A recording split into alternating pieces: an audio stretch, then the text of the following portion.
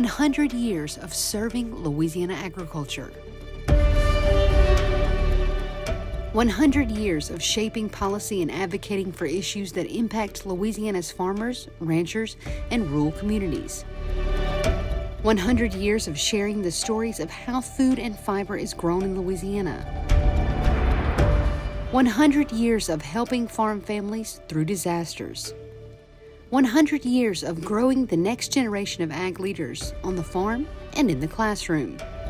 100 years of serving as the unified voice for Louisiana agriculture. Farm Bureau has been vital for us, and not only for us, but for everybody involved in agriculture. To be able to stay on farm and do what we need to do day to day, and knowing that there's somebody else out there that's pushing for us and fighting for us. Occasionally we get called in to, be that voice that this is our problem and this is what we need. But for the most part, Farm Bureau as a whole is there for us doing that. Farm Bureau helps me to be more aware of policy, of things that will affect my farm and farming operation in the future. It's a good feeling knowing that you have that backbone that's always there helping, especially with the lobbying and different bills and policies in government. They definitely do a good job of providing that support. Farm Bureau helps us in our operation because they're always there if we need anything.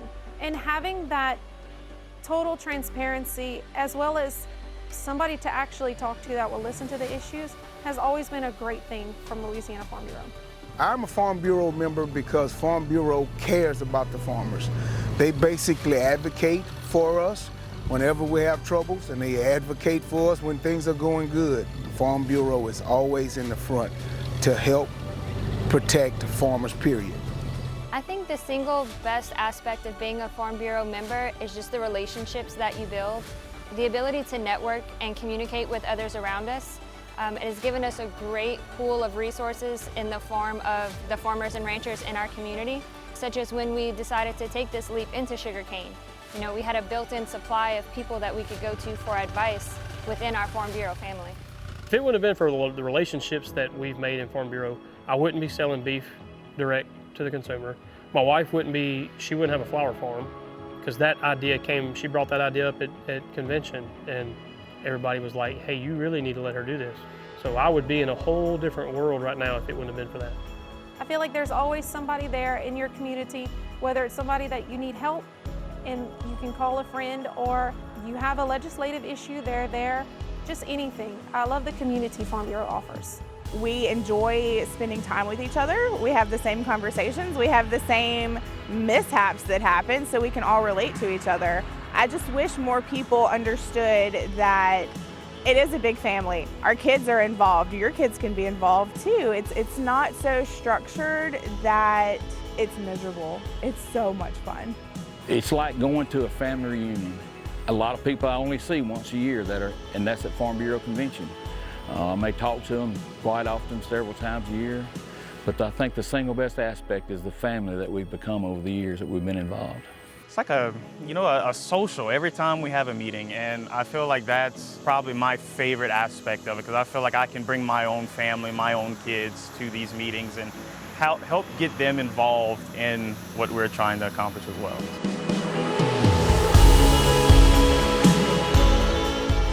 Growing, helping, shaping, serving.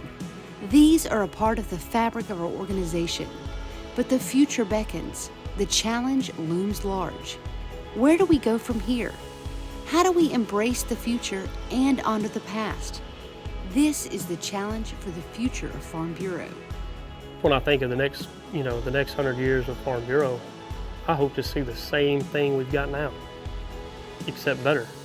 My vision of the next 100 years is an organization that's working for farmers and ranchers across the state, representing them in Baton Rouge and in Washington, growing our membership and adding value to our membership for our members. I hope that Farm Bureau continues to grow as far as being inclusive to all farmers, making sure everybody has a voice. There's so many different types of crops and commodities that everybody should be heard. In the next 100 years, I see Farm Bureau continuing to strive to make a difference and be the voice of Louisiana agriculture, and really pushing education towards those who need to understand how farmers and ranchers work every day to produce the foods and fibers that they use. The single best asset of being a Farm Bureau member is unity. And if we all stick together as one, there's no way we can fail.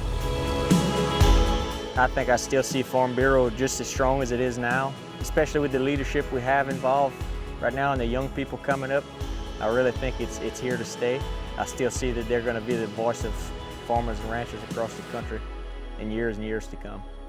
The next 100 years of Louisiana Farm Bureau begins now.